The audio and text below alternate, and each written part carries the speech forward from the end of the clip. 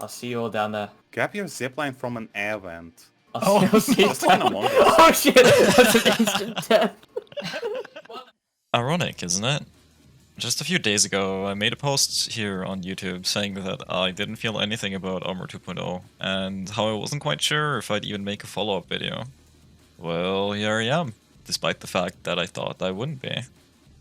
Though, I promise this one is going to be a little lighter this time around. Let's just get into the nitty-gritty.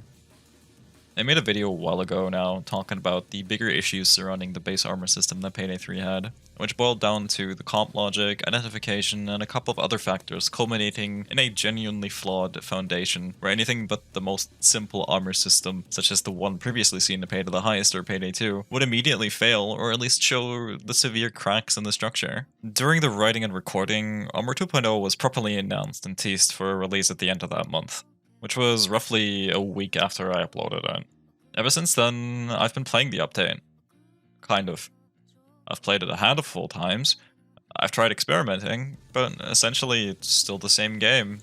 When it comes to your builds, going to Armor 2.0, there's not much that you need to change about your skills and weapons. There are maybe 1 or 2 extra builds that you can make overall, as well as reinforcing your already pretty overpowered builds by adding an armor plate that works as a damage buffer, which I've constantly asked for. That's kind of good, I guess, the fact that we finally have a regenerating damage buffer, something that, you know, like every game ever has for a reason, because they kind of just have worked and continue to work, especially in games like this.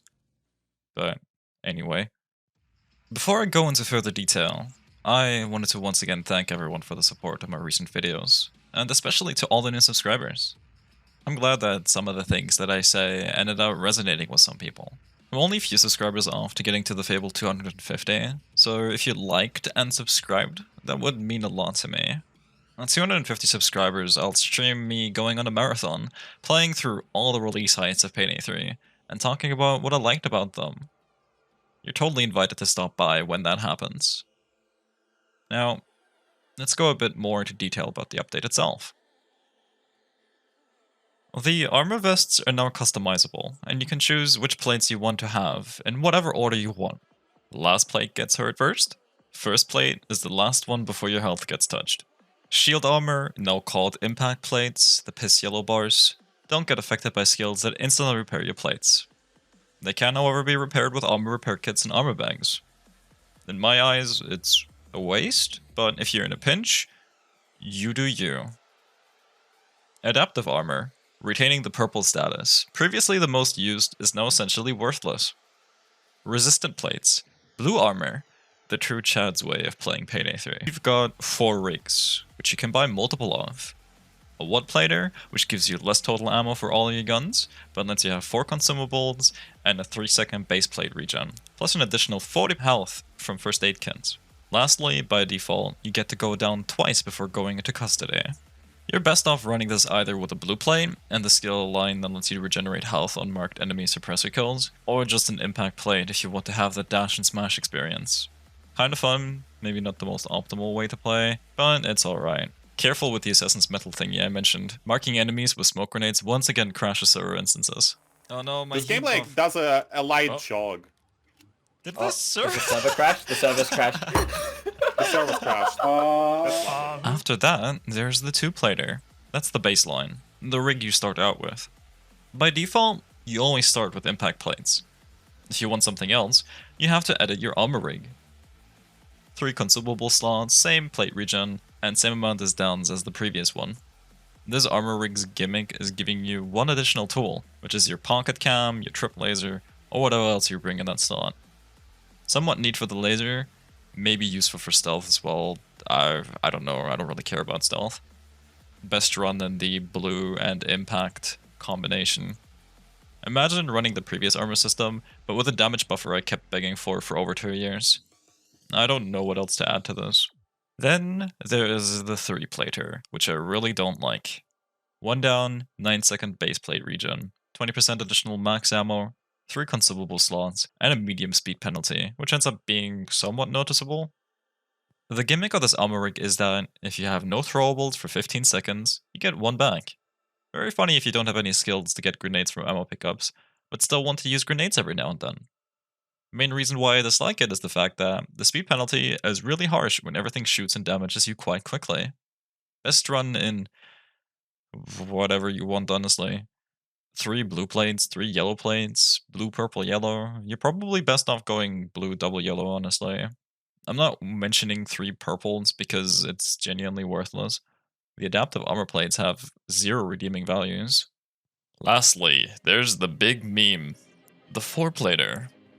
1 down, 9-second base plate regen, heavy speed penalty, 40% additional max ammo, and only 2 consumable slots.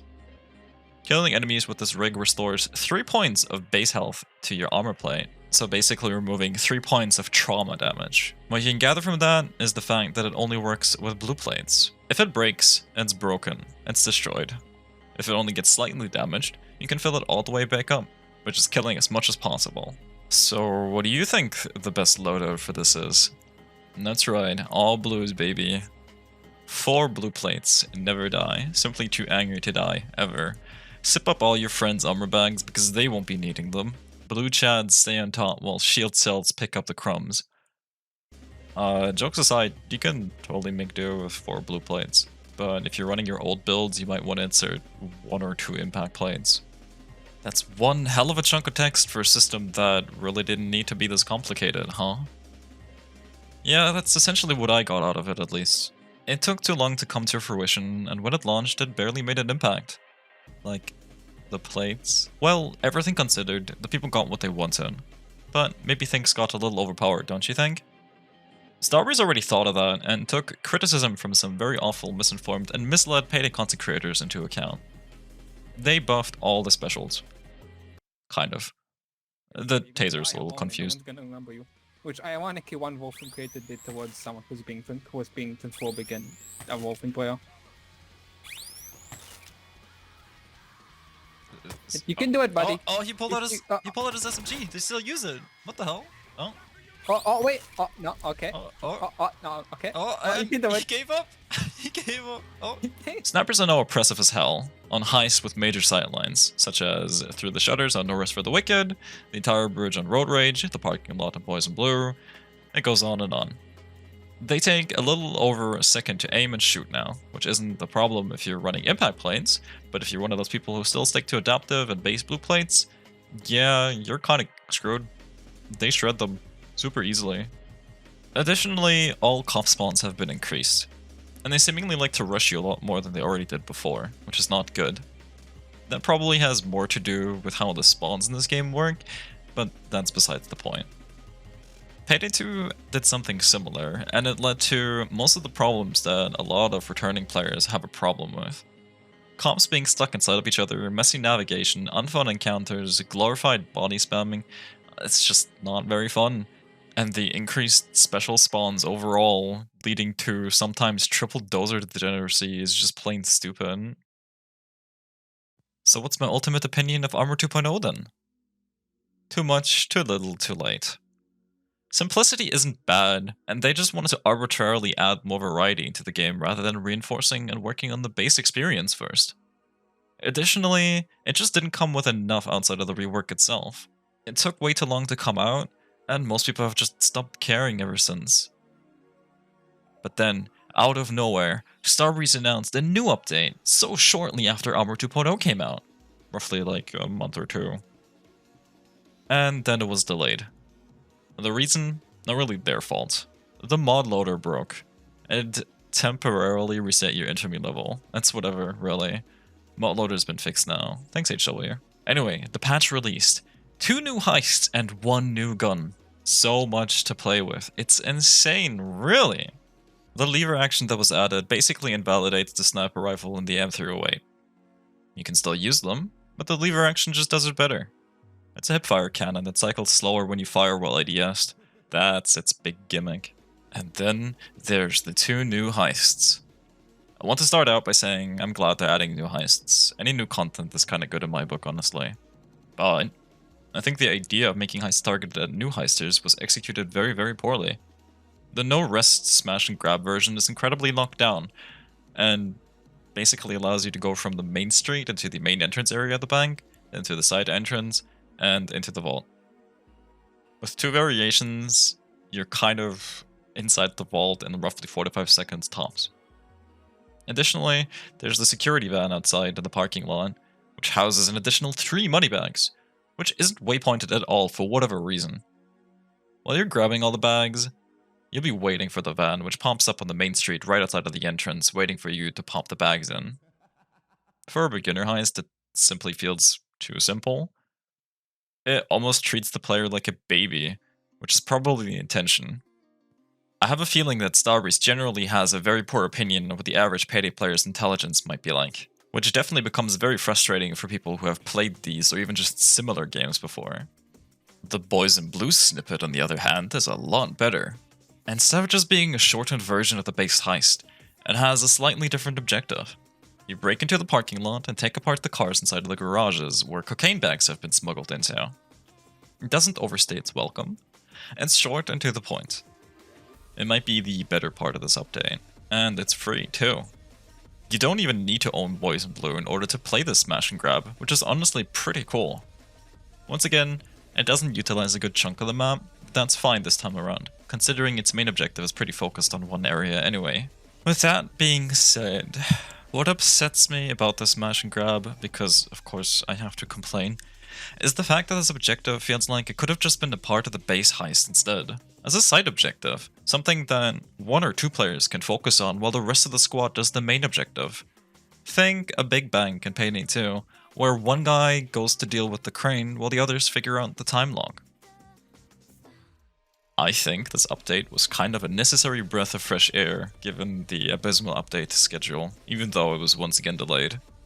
But, in the grander scheme of things, it also once again doesn't fix anything outside of padding the content variety problem a bit. While I am still frustrated at how flawed this game is, I'm starting to feel like they might start picking things up a bit now, even with Almir leaving. Even with the team being as mismanaged as it is. Even with leadership being this poor. There's still a lot that needs to change, and there's a very low chance that it'll get its original fanbase invested again. But maybe the game will at least be playable now, with a little bit of a redemption arc at some point down the line. Thank you for watching this little video on Armor 2.0 and the recent update. I know this might sound silly, but I've genuinely started enjoying making these videos a lot more than I used to. I don't know what's around the corner for Payday 3 specifically, and I want to keep on making videos, which is probably why I'll start branching out a little bit. I have another video in the works, one that is going to be a lot more focused, and I can't wait to finally finish and release it at some point later this year. As always, make sure to take care of yourselves.